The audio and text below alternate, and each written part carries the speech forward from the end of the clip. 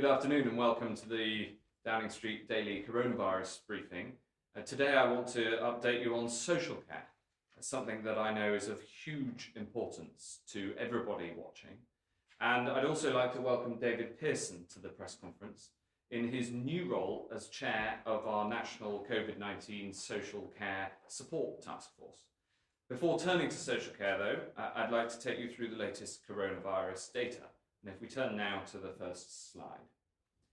The first slide shows the number of new cases confirmed in the UK and also shows the level of testing.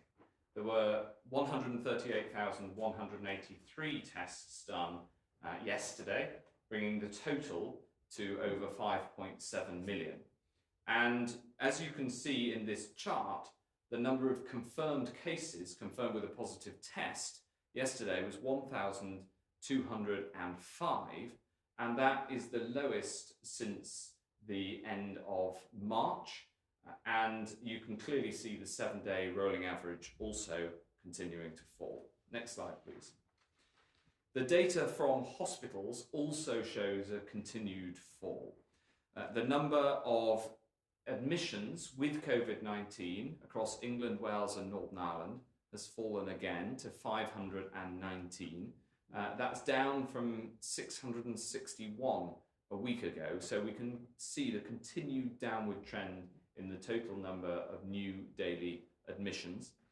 And the number of people on mechanical hospitals also shows a continued fall.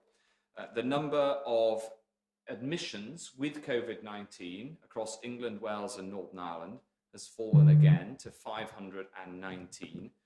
That's down from 661 a week ago, so we can see the continued downward trend in the total number of new daily admissions. And the number of people on mechanical ventilators in the UK as a whole is also falling and is now 516. Next slide, please. Here in this chart, we can see the number of people in hospital with COVID-19 on a regional basis. And I know there's been a lot of interest in the regional R figure in recent days. The estimate of SAGE, taking into account all of the evidence, is that R is below 1 in all regions. And we can see in this chart that in all areas, the number of people in hospital with coronavirus is falling in all regions, faster in some areas than in others, and it is on that downward trajectory in each individual case, and the total number of people in hospital is 6,403, which is down from over 7,500 this time last week. If we turn now to the final slide, the number of deaths from coronavirus with a positive test yesterday was 55, and that recorded figure is the lowest since the 21st of March. Now, these data do tend to be lower at weekends, so we do expect that figure to rise again in future.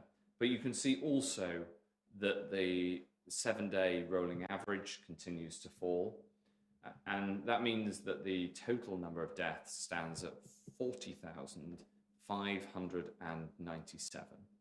And as I've said in the House just now, though the number is much lower than it has been, each of these deaths still represents a tragedy for a family and a community.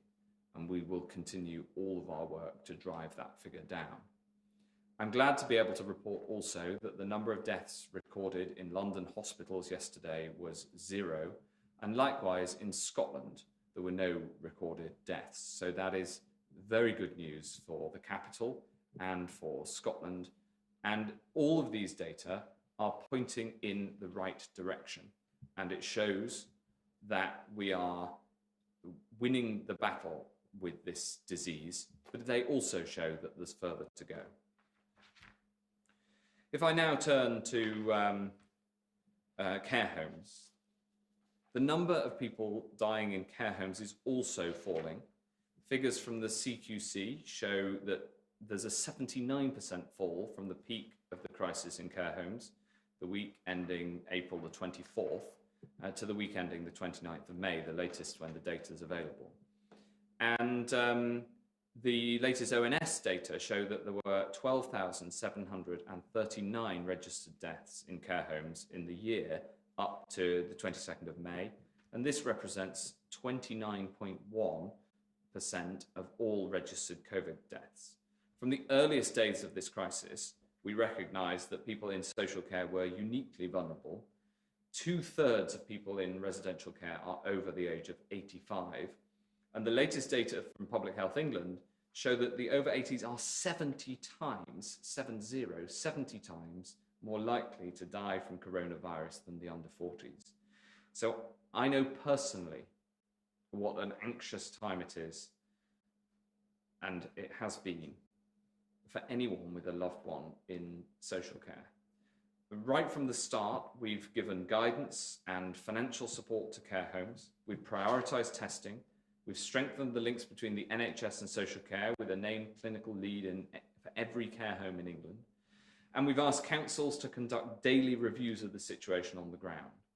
And the Social Care COVID-19 Support Task Force, which David will be chairing, will oversee delivery of the next phase of our plan for social care, ensuring that care homes have the support, the training, the resources they need to control this virus. Crucially, this includes working with the care system to develop a plan for keeping staff and residents safe in the months after, as the lockdown measures are eased. Now, David Pearson brings a wealth of experience in public health and in social care, so I'm very glad to have him on board, and he's perfect for the role of driving this forward over the weeks and months ahead. I also want to say a word about testing. Last month, I announced that all residents and staff of elderly care homes in England would receive a test by early June, regardless of whether they had symptoms or not. And I want to thank my team and those colleagues in social care who've delivered that target on time on Saturday. We've now sent over 1 million test kits to almost 9,000 elderly care homes. And the care homes themselves ask that they have the flexibility to do the test when it works for them. And the good news is that the test results so far do not show a significant rise in the number of positive cases, despite going through and testing all of the residents and staff. Throughout the crisis, we've been rapidly testing any care home with an outbreak or any care home resident or staff member with symptoms. And as we built up testing capacity, we prioritised testing of care homes for the elderly, making sure that every resident and staff member could be tested, whether or not they had symptoms. And the reason we did this is because the evidence shows that age is by far the greatest risk factor. We'll now make sure that we do all of this in working age care homes as well. So I can announce that from today, all remaining adult care homes in England will be able to order the whole care home testing service for residents and staff. This service will benefit residents and staff in over 6,000 more care homes.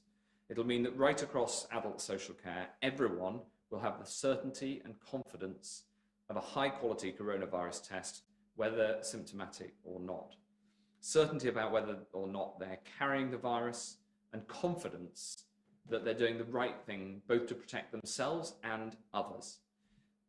Finally, this is Carers Week, and I want to say a heartfelt thanks to each and every carer, whether paid or unpaid, for all the work that they're doing to support family and friends and loved ones, especially in this time of crisis.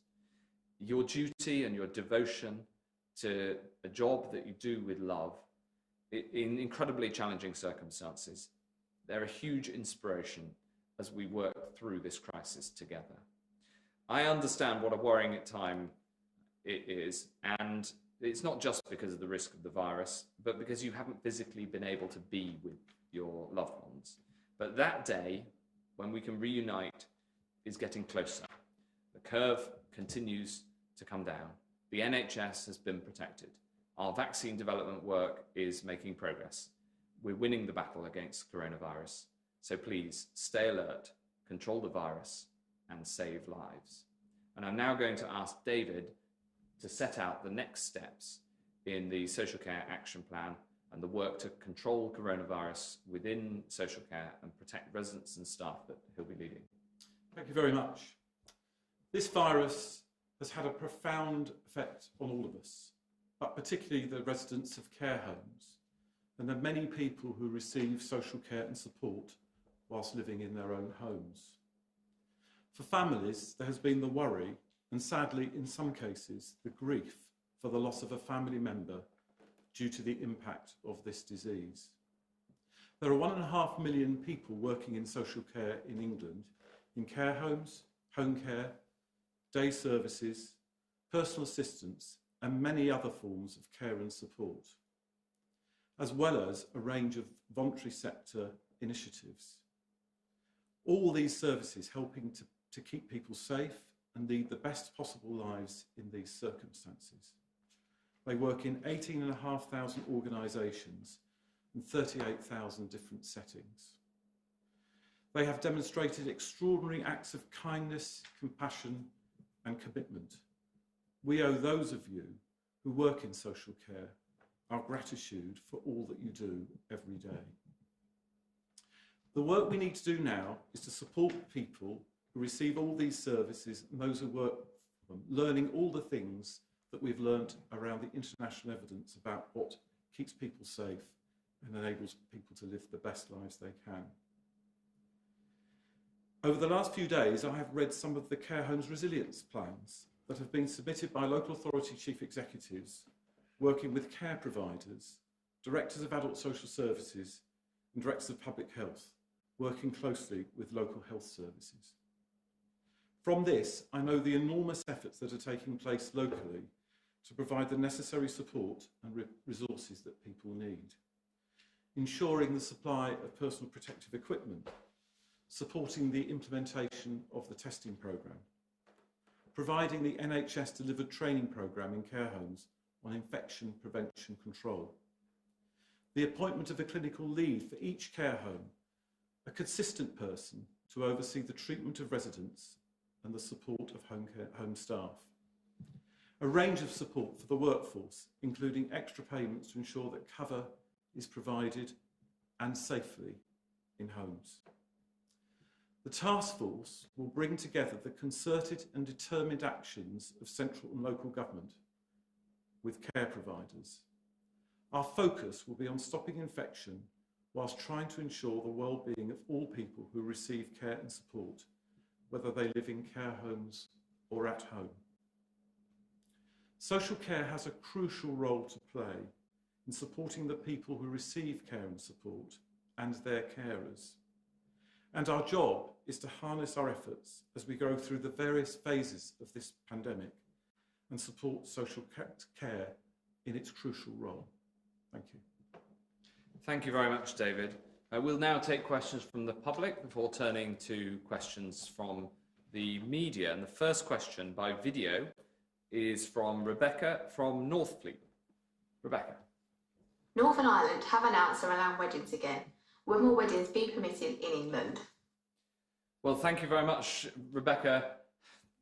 The answer is just, I'm afraid, the same answer I give to so many questions about what will we be able to do in future, which is that I would love to see the joy of big weddings being able to start again. And we will do that when it is safe to do so. But unfortunately, as we all know, mass gatherings, the gatherings of over 6 people, are against the rules because we've got to control the virus. So I'm terribly sorry not to be able to give a more positive answer about when we can once again have big celebratory weddings. But I really hope, Rebecca, that by controlling the virus and getting the numbers right down, we can start to release more measures and one day we'll get to big weddings. Thank you very much. Next question is from Andrew from Anglesey. And Andrew from Anglesey asks, Some scientists are saying the R number is at 1 in some parts of the country. Are you going to lock down these parts of the country? And how would this be policed to stop people travelling to other parts of the country? So, Andrew, this is an incredibly important question. And the approach that we're taking is to keep R below 1 across the country as a whole, which means that the number of new infections will continue to fall. That is our goal, and you can see from today's data that the plan is working. But also that if we see outbreaks in a particular area, then we'll take local action. And in the first instance, this will mean, for instance, action in hospitals or in particular care homes to make sure that there's control of those outbreaks. And David, I might ask you to comment on what we do to control individual outbreaks in care homes. But thus far, when you take all of the different studies into account, not an individual study, and when you take the overall balance of the not just the models, but also the measurements from the Office for National Statistics, the scientists' conclusion is that R is below 1 in all parts of the country. But of course, we keep that under constant review, and we're always looking at the latest information. Thankfully, at the moment, it demonstrates that the number of infections continues to fall, and that's true across the UK. But where there are individual flare-ups and outbreaks, then we'll take action. And David, maybe you could set out certainly. what that means if there's an outbreak in an individual care home, although the number of outbreaks in care homes has come right down. Yes, I'm pleased to say it is coming down significantly. First of all, at a local level, directors of public health, directors of adult social care, local authority chief execs with health services are keeping a very close watch on what is happening in care homes and helping their care homes with the testing regime to ensure that we understand who is infected in terms of residents and staff, particularly as over the course of the last several months across the world, it's become clear that there is much more asymptomatic, many more people who test positive who are asymptomatic, in other words, have no symptoms. And therefore, the testing is critical to understand who has the virus. And then making sure that people, if you're at work and they have the virus, they take time to isolate and come back, hopefully fit and well, but they're not actually generating further infection in the home. And secondly, to ensure that we understand who amongst the residents has the virus, that they get the appropriate support from the clinicians, and they are in an appropriate environment within the home. So actually making sure that they are isolated and that the staff who work with them have the appropriate PPE, personal protective equipment, and the appropriate clinical advice about how to best care for them. The public Health Protection Agency are also involved in this, so specialist teams who can advise care homes about the management of those infections at a local level. Thanks very much, David. And so, in the first instance, this local action will be for instance, in hospitals or care homes where there is an individual outbreak. And so we'll try to be as localised as possible. The further measures are available, and we could take further measures in terms of local action. But we hope to be able to avoid that by finding a much more localised spot where there's an outbreak in order to take very local action and then be able to test the community nearby to find out if there's been further spread. And so that's the approach that we're taking, much more about targeted local action. And I hope we don't therefore have to resort to the sorts of measures that you mentioned, Andrew. Thanks very much. Two excellent questions from the public. The questions, next questions are from the media, and the first I'm going to turn to is Hugh Pym from the BBC. Thank you very much indeed, Secretary of State. You said in the House of Commons this afternoon that coronavirus is in retreat across the land. I was wondering if you could spell out why, in more detail, you felt confident enough to say that, given there is obviously always the possibility of a second spike. Thank you very much, Hugh. I think it's important to look at all the figures and all of the information and all of the scientific advice. And the good news is that whilst this is clearly not over, there is progress on all of those statistics. The figures on the number of people who've died do tend to be lower at the weekend, but were 55 yesterday across the country as a whole, and as I said, 0 in Scotland and in London hospitals. And the number of new infections is down to just over 1,200 recorded by positive tests, which is the lowest that we've seen for several months now. In care homes, the latest weekly figures show an almost 50% fall in the number of new care homes reporting an outbreak compared to the week before. And if you look at the total number of excess deaths compared to what the number of people who normally die at this time of year across the country, that has come right down as well. So when you look across the board, it is clear that coronavirus is in retreat across the country, but we must be vigilant and we must be cautious, and we are taking a safety first approach. It means that we can proceed with our plan of making some changes, for instance, looking towards the proposals that have been made next week on the retail sector, and that people can have confidence to take their children to school in the 3 years that we've opened so far. Those are carefully and safely calibrated to be able to make steps out of lockdown without having an undue positive impact. But we keep all of these things under review. Can I ask David Pearson a quick question on social care? Of course.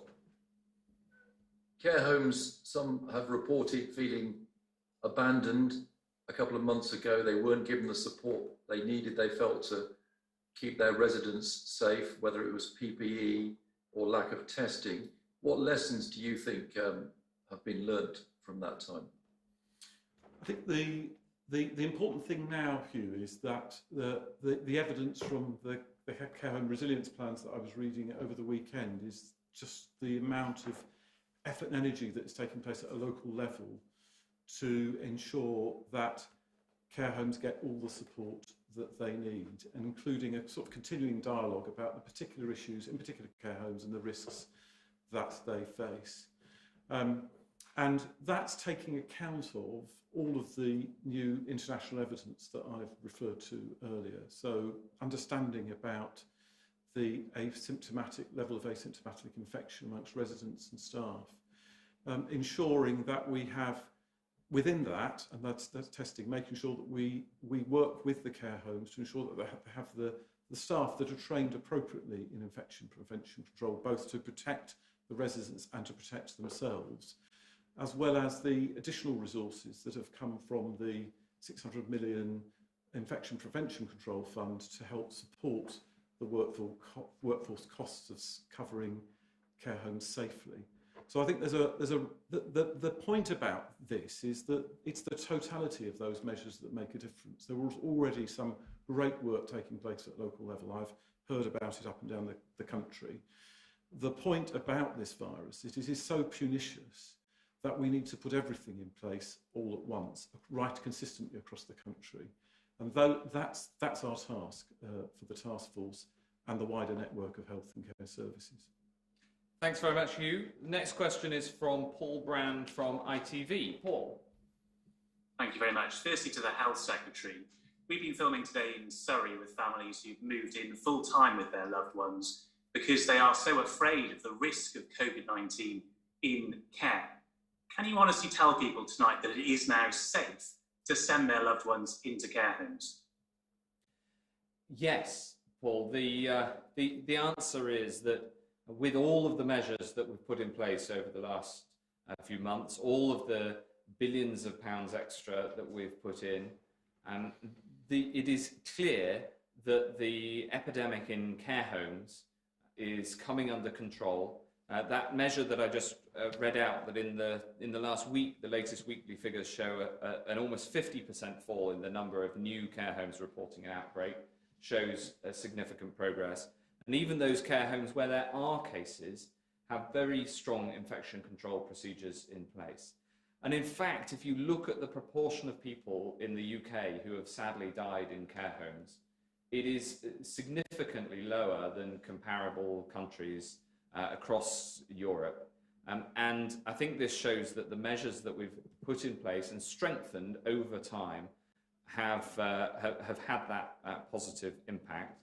But I also, of course, understand why people are worried. Of course I do. It's natural.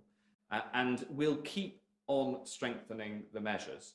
You know, this isn't over.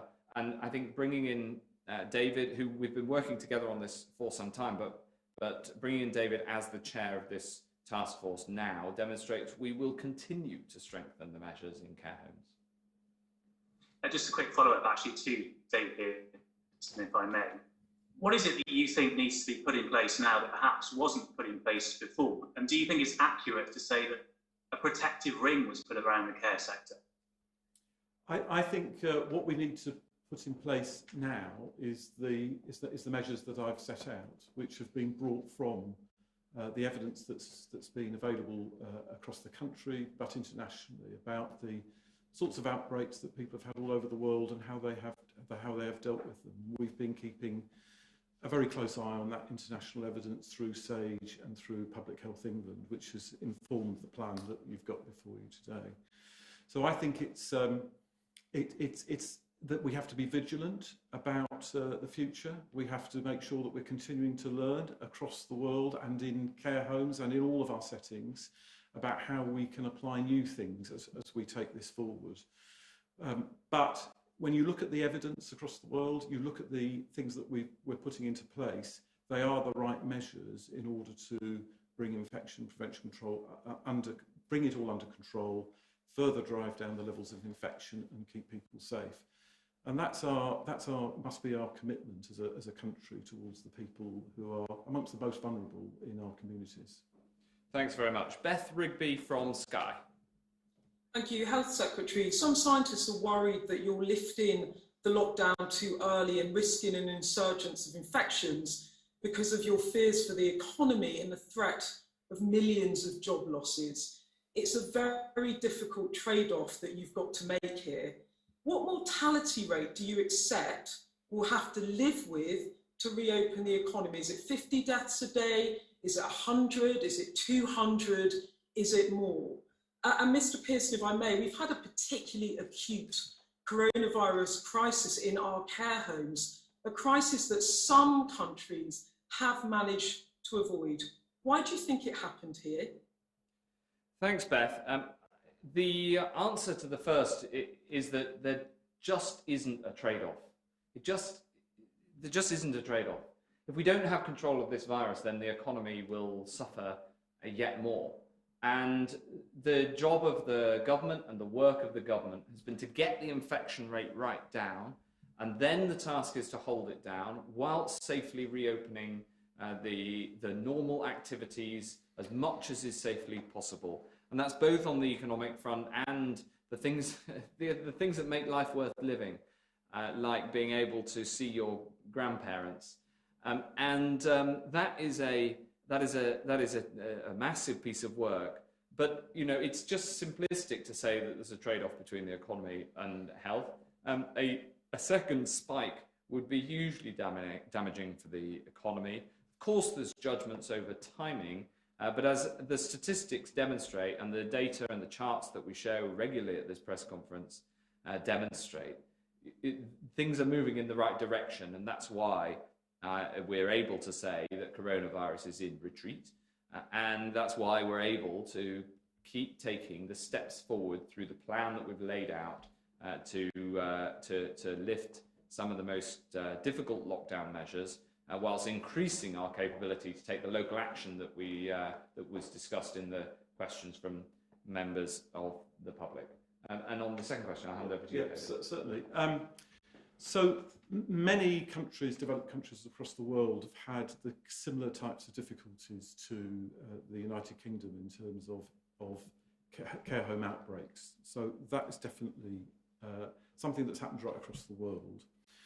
When we, whether it be Italy, Spain and other countries, when we look at what has happened in other places, some other places haven't had the kind of prevalence of community transmission of the disease that we have had here. The more concentrated the population, the more you can get levels of infection. So we are a relatively small country with a relatively large population. That can be an issue.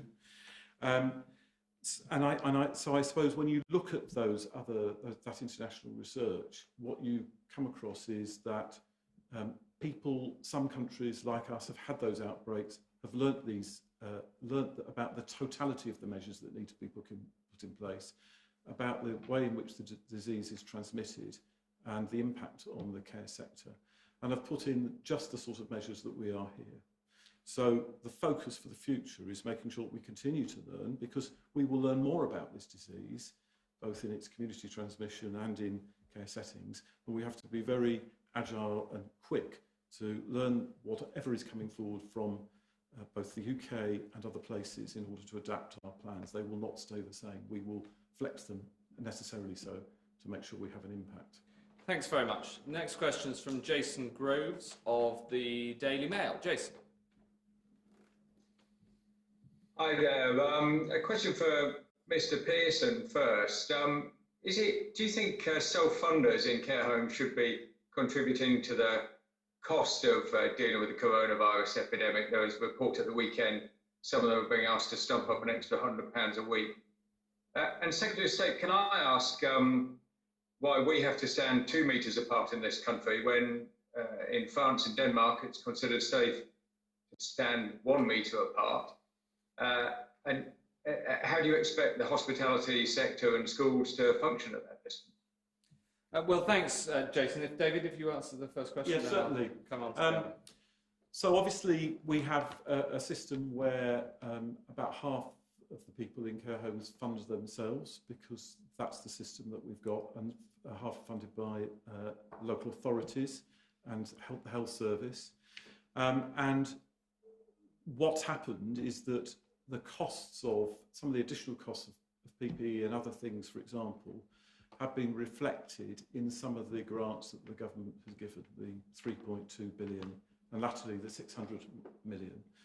And my understanding is that the reason why the 600 million, 75% of the 600 million was allocated as a lump sum to each care home through local authorities was the recognition that this disease is doesn't direct itself according to who pays. It's indiscriminate in that sense. And therefore, that's why the decision was taken in order to give a lump sum to support the care home sector in terms of some of those costs, particularly in terms of infection prevention control and some of the support that is needed to make sure that the workforce can work safely in care homes. So I think these things are under constant review, but those are the measures that have already been put in place. And on your first question, on your second question, sorry, the question that was directed to me, Jason, the 1 metre rule that some countries have, the 2 metre rule that we have, these are based on judgments based on the science. And the science is clear that the closer you are, the more likely you are to pass on the virus. And that's especially true when you're face to face, less so when you're side to side, even less so when you're back to back. And that's the nature of the virus. So to keep the R below 1, we need to keep social distancing measures in place. And this is one of our social distancing measures. If you look at many countries have a 2 metre rule. If you look at the countries that have rules with lower, you've got to take into account the totality of the social distancing measures, because if you relax one social distancing measure, and then that will have an impact on whether you can relax other social distancing measures. So you've got to look at the whole in the round. You can't take one particular rule on its own. We keep the 2 metre rule under review all of the time, and SAGE have been doing some work on this recently, but ultimately it isn't the rule that's the challenge to the opening of hospitality in a safe way, it's the virus, and we have to find ways to be able to reopen the economy in a way that doesn't lead to the increased spread of the virus, because as I said in my answer to Beth, the idea of a second peak, a second spike, would be damaging to the economy right across the board. And can I ask if you did? I take your point about the 2 metre rule. Do you, with that in place, do you expect schools to be able to reopen fully in September? Because a lot of them think that they can't. Well, that is our current working plan, is that they won't open. Secondary schools won't open until September at the earliest. I very much hope that they can, because the impact on children's education is so significant. But what we have to do, not only in schools, but right across the board, is work out how we can get the other things that matter going, like schools, like hospitality, especially outdoor hospitality, like retail, but get them going safely and carefully in a way that doesn't lead to the spread of the virus.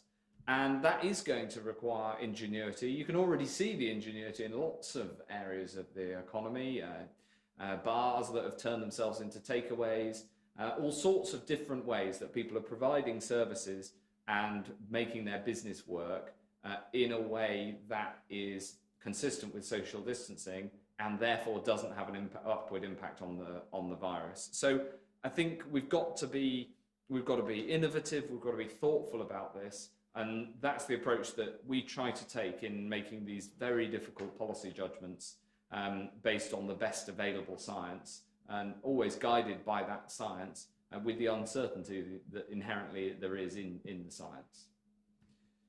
Thanks very much. Next question is from Haroon Siddiqui at The Guardian. Thank you. It's Sadiq, by the way, not Siddiqui. I'm very sorry about that. My dyslexia got ahead of me, so I apologise. That's okay. The question I wanted to ask you, Secretary of State, is if, as you and the Prime Minister say, that Britain is not a racist country, which implies that there is not structural racism in the UK, please can you explain why Black, Asian and minority ethnic people are disproportionately dying from COVID-19? And please could you also explain why Black people are being fined disproportionately under lockdown rules? Well, Haroon, the absolutely critical piece of work is to follow on from the PHE report that was published last week with the answer to the question, objectively and based on the science, why is that death rate higher, and take into account all the different considerations. You know, the importance of getting the science right around this is critical, and that involves making sure that we look into the different considerations, like the different occupations that people have, the different levels of comorbidities, and other factors such as housing, because we know that diseases like this spread more in lower quality housing. Take into account all of those factors and then act. And that's the approach that we should take. And it's the approach that we've kicked off that next bit of work following the PHE review, and Kemi Badnoch is going to be taking that forward, working right across government. And as and when we find conclusions to that, we will absolutely we will put them into place. Thanks very much. And the final question is from Torquil Crichton of the Daily Record.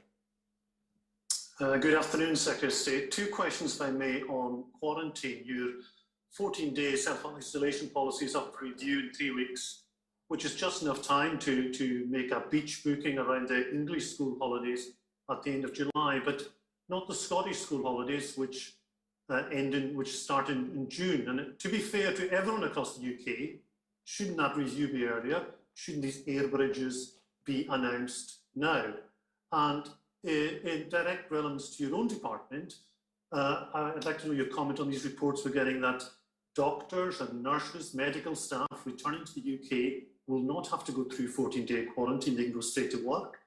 But hospital porters, care staff, social workers, and cleaners in hospitals would have to self-isolate for 14 days if they came back from holiday. Is that what the guidance says?